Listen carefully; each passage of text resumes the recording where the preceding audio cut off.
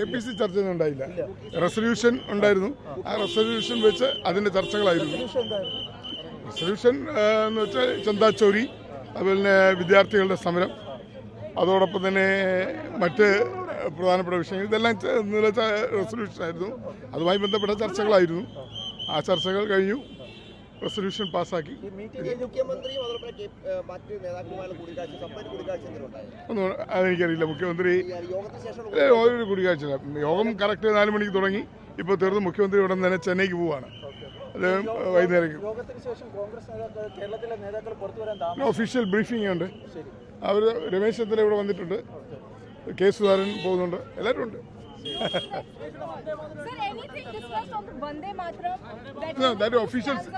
Official briefing is there.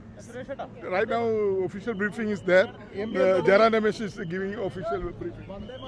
There is a strict direction, no individual briefing, only official briefing. Okay. Thank you.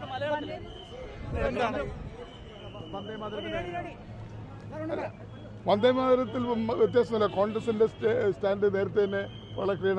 1938 AIC സമ്മേളനത്തിൽ എടുത്തുള്ള 1937 എടുത്ത അതേ stand തന്നെ നിൽക്കുകയാണ്. അതിൽ official briefing ഉണ്ട്.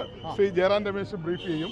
Individual briefing വേണ്ടെന്നാണ് പൊതുവെടുത്തിരിക്കുന്നത്. KPCC അധ്യക്ഷ സ്ഥാനത്ത് എന്തെങ്കിലും ചർച്ച അതിനെക്കുറിച്ച് ഒന്നും ചർച്ച only